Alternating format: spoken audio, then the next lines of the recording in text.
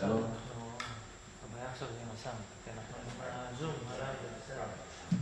Can you hear me now? Yeah, this is great. Yeah, this is mine. Can you hear me now? Is that better? Great. Ready? So, happy Hanukkah. The purpose of the trip is to try to assess the situation on the ground when it comes to Hamas disarming. I met with the Prime Minister, the Foreign Minister, the Defense Minister. I talked to military officials on the U.S. side. Also met with the IDF and intelligence officials from Israel. Can you hear me? Is it working? Is it working? Yes. Yes. Okay. So here's my assessment. Based on what I've been told and what I've seen, Hamas is rearming, they're not disarming. Hamas is consolidating power in Gaza, not giving it up. For the last 90 days, they have been trying to get stronger, not weaker. The ceasefire was a blessing. The return of the hostages was an incredible moment. Congratulations to all involved, President Trump and his team. Phase 2 will not be successful, in my opinion, unless Hamas is disarmed. If you try to rebuild Gaza in any part,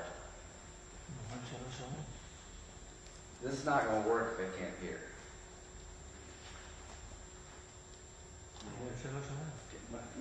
Can they come? Can y'all come closer? Yeah, just move this off. Just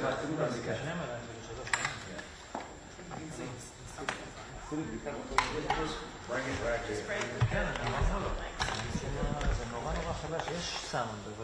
You just do it if you can't hear.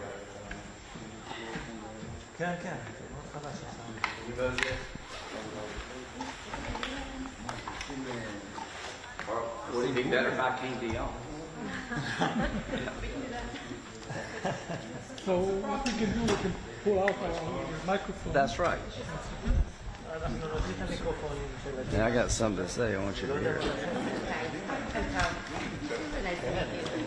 don't care how it looks. Okay.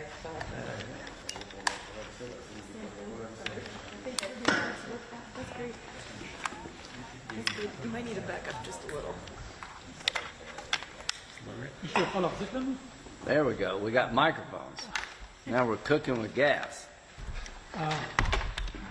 מי יכול?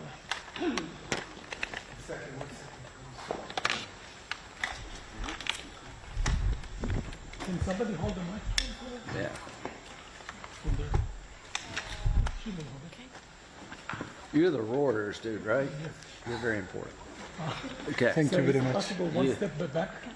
Yeah, can one take step back. two steps. So we all can see your. I can take 2 steps back. רגע, אם אפשר. Hey guys, Ryan, come here, help her. We heard it was okay over there. There was no problem. לא, לא, היה... Okay. You got it? סאונד ומצלמה על הפנים האלה. Okay. Are you good? All right. For the 15th time, happy Hanukkah. So here's my takeaway from my trip. I do not believe Hamas is disarming. I believe they're rearming. I do not believe they're interested in giving up power in Gaza. They're consolidating power. The bottom line is phase 2 is an aspiration that cannot be achieved in my view. I'm sorry. אני ממש מתנצל. You can't hear? Yeah, you're out of the game. Really, I'm sorry. All right, He's the fool, so he's that's okay. I want you to Start from the be beginning. successful. Yes, happy Hanukkah. No, it's okay. Hanukkah's going to be over. So next year's Hanukkah. Sorry. Happy post-Hanukkah. It's the first day after Hanukkah. I hope everybody enjoyed it. So anyway, so I met with the Prime Minister today. I met with the IDF, intelligent officials from Israel. I met with our own military leaders over here. And here's my takeaway. While I celebrate the ceasefire, it was a major accomplishment.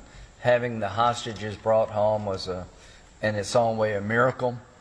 90 days after the ceasefire, Hamas is not disarming, they're rearming. 90 days after the ceasefire, they're consolidating power in Gaza, they're not giving it up. This is a problem. I do not believe it's possible to have a good outcome in Gaza with Hamas still armed. I don't believe you can develop part of Gaza and be successful if Hamas controls the other part of Gaza. So it's imperative we come up with a plan quickly, put Hamas on a time clock, give them a period of time to achieve the goal of disarmament. And if you don't, I would encourage President Trump to unleash Israel to go finish off Hamas. That's tough for our Israeli friends to hear. It's a long, brutal war, but you cannot be successful anywhere in the region until you deliver in dealing Hamas out of the future of Gaza and disarming them. So I learned that today. So I am hoping that we can change course before it's too late. The longer this goes with Hamas getting stronger, the worse it will be. I celebrate phase 2 as a good idea. It won't work until Hamas is disarmed. Iran, they're up to no good. We obliterated the Iranian nuclear facilities. We did not obliterate Iran's desire to have a nuclear weapon. The regime hadn't changed at all. They still want to kill all the Jews, consider America the great Satan, and purify Islam. Are they regenerating their nuclear capability? Are they building more ballistic missiles that could hurt Europe and Israel? I don't know, but there's evidence that suggests they are. I would recommend, if there's credible evidence that Iran is going back into the enrichment business at other sites, that they're trying to build more ballistic missiles to terrorize Israel and maybe Europe, that we hit them before they can do that. The one thing I've learned about radical Islam, the only language it understands is force. So I am hopeful we can put Hamas on a time clock. The trend lines in Lebanon are, quite frankly, optimistic. The Lebanese government has decided to call for Hezbollah to disarm. If Hezbollah gave up their heavy weapons, that would be a godsend for Lebanon and the region. If Hezbollah refuses to give up their heavy weapons, down the road we should engage in military operations working with Lebanon, Israel, and the United States, where we fly with Israel, like we did with Iran, to take Hezbollah out. Once you take Hamas and Hezbollah off the table, two proxies of Iran, the likelihood of a Saudi-Israel deal goes up dramatically. I think Lebanon would be a good candidate to expand the Abraham Accords once Hezbollah is dealt with. So Hezbollah either voluntarily gives up their heavy weapons, or we have to come up with a military campaign to achieve that goal. Without achieving that goal, the region will never move forward. The idea that Turkey, a NATO ally, which helps in many ways, in other ways not, the idea that Turkey would be part of a stabilizing force on the board of peace would rock Israel to its core. There is no political support anywhere in Israel for having Turkey being involved in the stabilizing force. Erdogan's comments against Israel are beyond the pale. So if anybody's thinking about having Turkey involved on the ground in Gaza, you would create a massive problem for our friends in Israel. Not left, right, it's everybody would have the same view. Questions? Senator Graham, for many years you've been the proponent of Israel. Yeah. What do you think Israel should be doing now to improve its international standing? I think Israel needs to be seen as wanting peace, which they've been willing to engage in. You had 7 Arab countries recognize Israel. Israel's willing to work with their Arab neighbors. They're also willing to fight the neighbors who want to kill them. Israel's not the problem. Hamas is the problem. Hezbollah's the problem. Iran's the problem. Have you seen Iran sign any peace deals with anybody? So the evidence is really clear that the Israeli people, through their government, yearn to be part of this region in a productive way. The evidence is clear that Hamas, Hezbollah, and Iran's worst nightmare is for the Arab world to recognize Israel and move forward together. October 7th was designed to stop normalization between Saudi Arabia and Israel. So anybody with a half a brain, Israel is not the impediment to peace in the Mideast. Israel is willing to live in peace with its Arab neighbors. Israel is willing to live in peace, but they will not tolerate those who want a second Holocaust.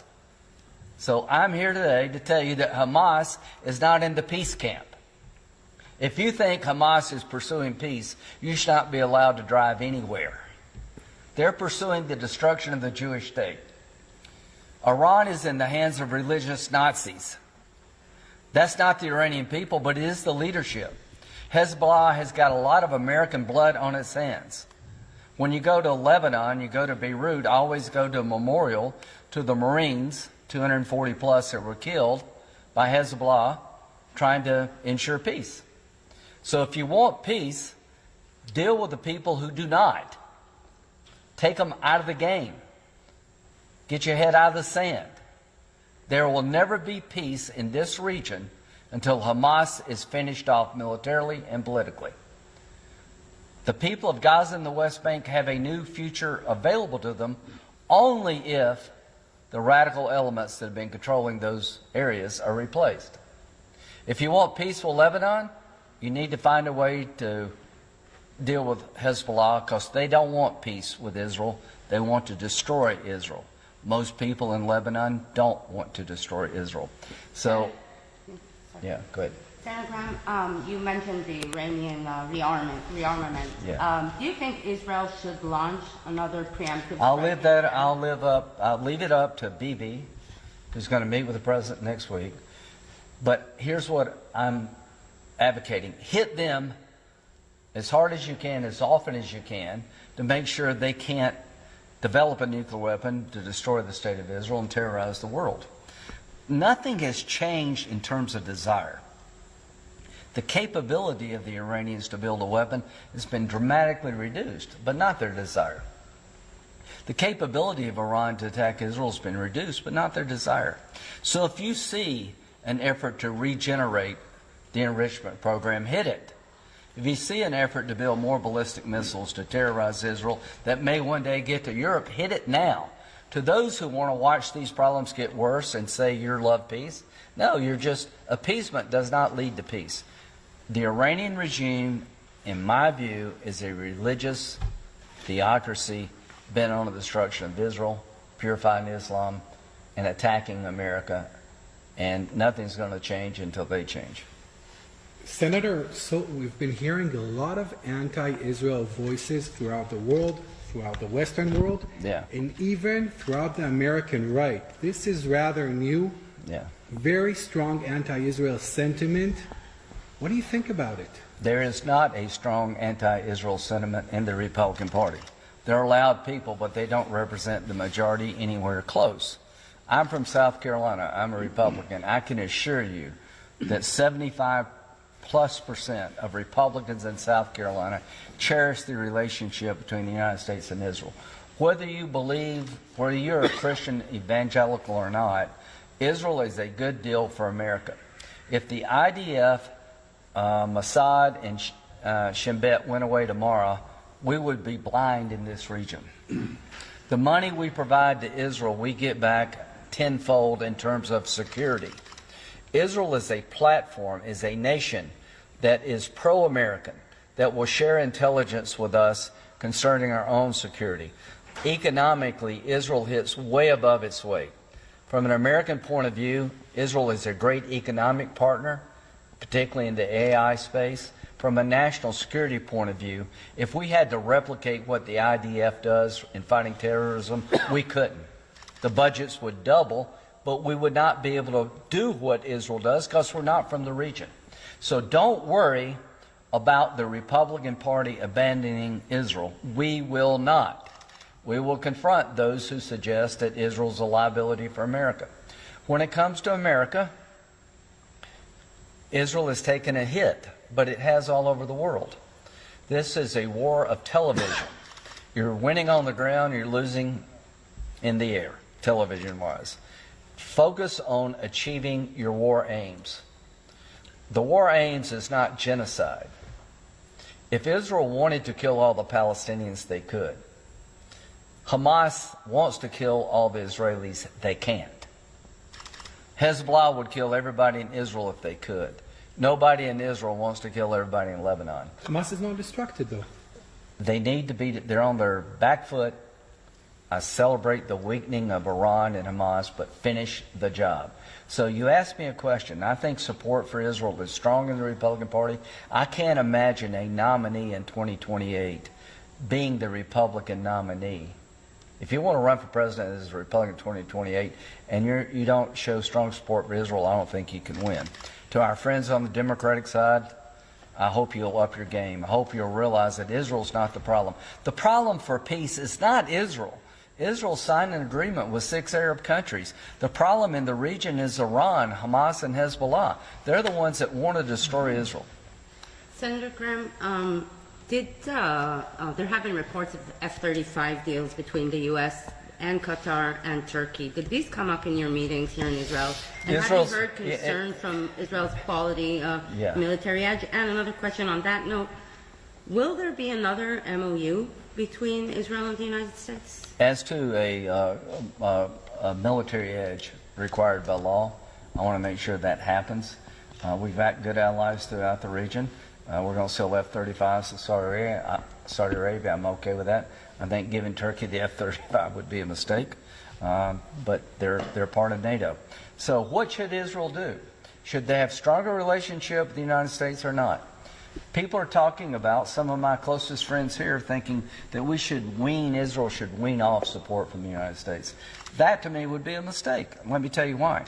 The narrative being sought out there is Israel is isolated unlike any time since its founding. Even America is turning on Israel. What I would do if I were an Israeli politician, I would seek the strongest MOU possible to counter the narrative that America is going nowhere. We are talking about a peace agreement, a defense agreement with Saudi Arabia. What does Saudi Arabia want before they would recognize Israel as a state, as a partner? They want a defense agreement between the United States and Saudi Arabia. Question for Israel: do you want one? Would it help you? Do you want a defense agreement between the United States and Israel? If you do, now's the time to do it. I don't want to hamper the IDF's ability to defend the Jewish state, but I think a defense agreement between the United States and Israel would put a fine point on the relationship. When Trump leaves, when Bibi leaves, no matter who's coming, we have an ironclad, legal binding relationship between the Jewish state and the United States when it comes to defense. If you want such a deal, I think it's possible. But I would act sooner rather than later. If I were Israel, I would embrace America as strong as I could, even though we're not perfect. We're an important ally. Why am I so forward-leaning? I think Israel does far more for us than anybody on the planet keeping America safe. NATO's important. We have a lot of good allies out there. But nobody is in the center of the action more than Israel. In the backyard of people who want to kill all the Americans than Israel. From a United States point of view, it is in our interest that the Jewish state thrive, survive, thrive, become potent on the military side, and become an economic power. The better you do in Israel, the better America does. If you don't get that, you're missing a lot. You're very close to Netanyahu. Did he ever tell you about October 7th, how such a debacle happened here? No, we didn't talk about that. I'm sure you'll find that out and you'll learn.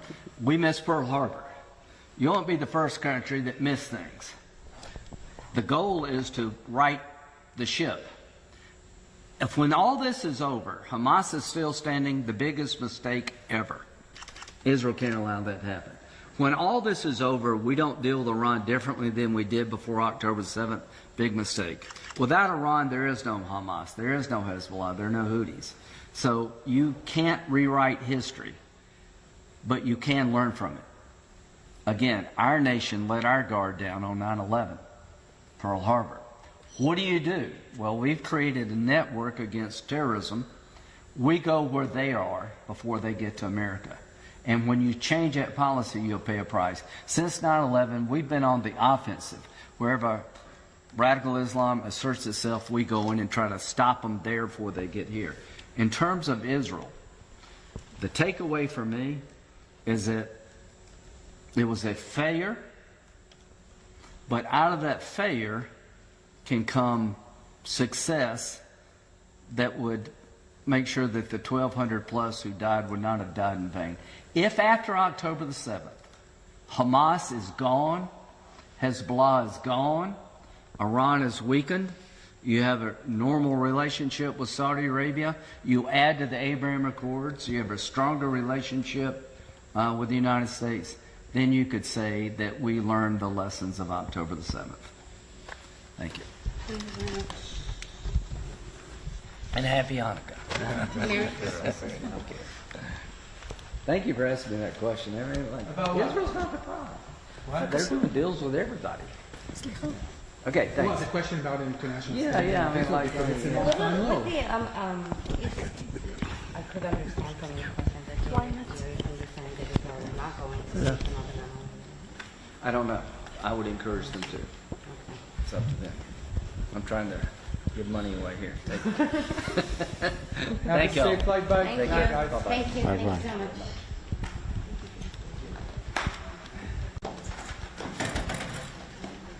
Dalva.